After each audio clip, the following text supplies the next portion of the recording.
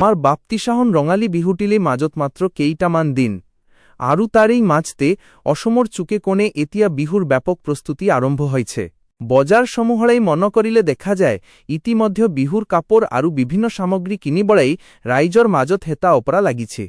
সকলোৰে মাজত এতিয়া কেল বিহুৰ সীমাহীন উৎসাহ আৰু উদ্দীপনা। হেঁপাহৰ ৰঙালী, আপুনি বাৰু এইবাৰ বিহুৰ বজাৰ কৰিলে নে নাই? আশা করো সকলোরে এইবারও বিহুটি বড় সুন্দরকৈ পার হব। বতাৰৰ গুৰুত্বপূৰ্ণ সতৰ্কবাণী। অসমৰ কেইবাটাও জিলাত আজি বৰষুণ আৰু তীব্ৰ বজ্ৰপাতৰ সম্ভাৱনা দেখা গৈছে।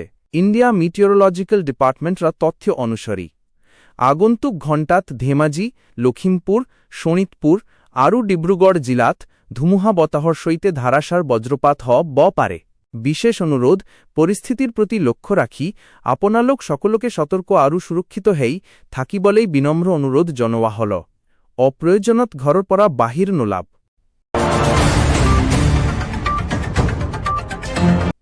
শিক্ষাৰ্থীসকলৰ বাবে এক জৰুৰী খবৰ।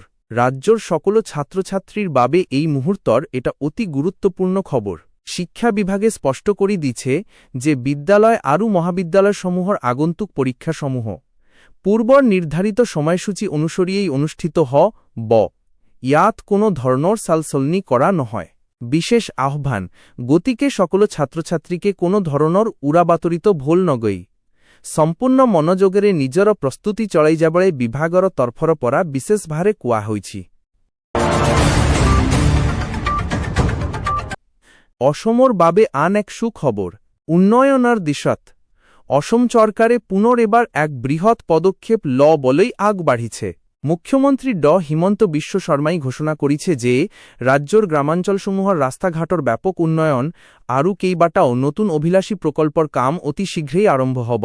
আশাৰ ৰেঙনি, চৰকাৰৰ এই নতুন পৰিকল্পনাৰ ফলত আমাৰ গাঁৱৰ হেজাৰ হেজাৰ পৰিয়াল পোনপটীয়াভাৱে উপকৃত হ'ব বুলি আশা